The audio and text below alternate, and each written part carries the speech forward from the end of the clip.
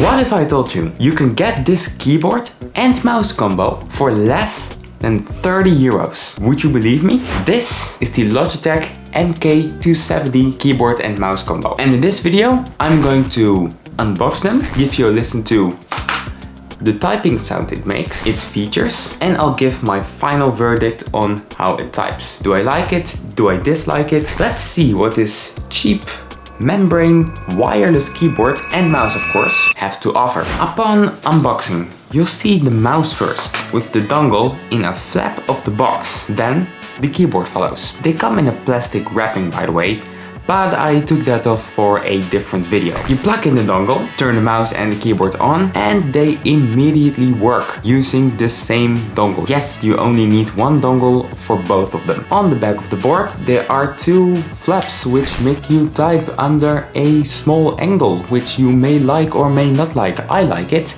I always type with the flaps. I did notice that the board was a little bit out of shape first, but luckily that went away when I typed on it a little.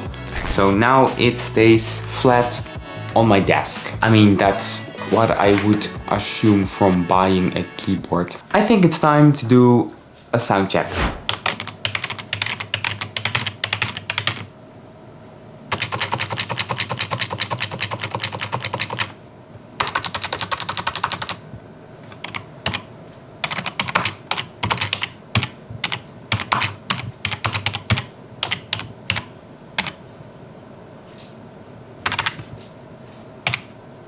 The sound it makes is quite a high tone. This keyboard is wireless, so you don't make a mess on your desk, which is nice for traveling abroad or when you sit far away from your computer. The board is also not that heavy, which makes it even more compelling for travelers. Of course, it being wireless may increase the lag from your input to the actual output on your screen, but that's only really an issue for gamers, really, let's be honest. There is no function key, unfortunately, but you do have some dedicated function keys on top of the keyboard. Right here. Don't know if you can see it.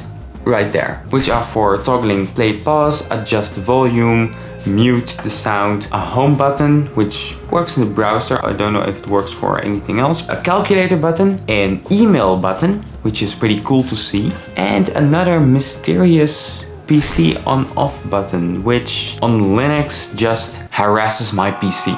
I had to reset that thing, so don't try that on Linux. The keyboard is a 100% one, which means you get these keys, you get the arrows, and you also get a numpad, which you may like. I don't really use the numpad that much, but I do edit in DaVinci Resolve and sometimes Blender. There is also a little light, however not so bright, that tells you upright your caps lock is on. Alright, other than that, a sleek, simple keyboard for everyday use, for at home or for the office. Same thing for the mouse, by the way. I've been using the same model of mouse, not the exact same mouse, but the same model of mouse for years now. I just gotta say, it's alright. It's a very simple mouse, doesn't really do a lot other than mousing. It's not too big in the hands, it's actually pretty small, so beware of that. Also, you don't have any support for your pinky and also not that much for your ring finger, so beware of that. So then, how do I think this keyboard types? I've been using it for the past few days and my first impression was that the keys are actually pretty light to press.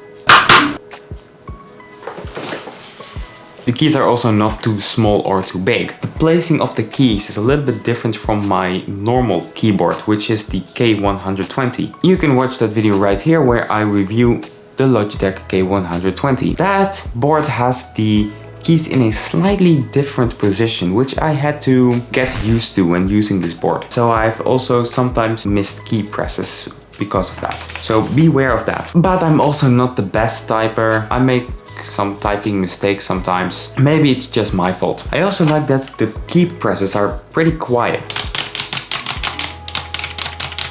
It's not like you're waking up the entire neighborhood at 3 AM when you're trying to write your essay at the wrong time. I also did notice that the spacebar gets pretty dirty with smudges pretty quickly, faster than my K120. Nah, it's pretty hard to see on camera. Also, there's an extra key here, which here, that is supposed to write a backslash and a pipe, but on Ubuntu they are left and right arrow for some reason. Also, it takes away some space for the shift key, which is a lot bigger on my K120, and I also mispressed it sometimes. So with those cons in mind, I think most of the cons I've talked about are things you just need to get used to. However, I still think this keyboard and mouse combo is a pretty good deal for the price. It simply gets the job done, being wireless and getting some nice function keys. Can I ask you for a quick favor? I usually don't know exactly what you guys want to see. Let me know in the comments really what you would like to see on this channel. Thanks in advance. And also, if you have this keyboard or the combo, what do you think of it? You think you enjoy typing on this thing?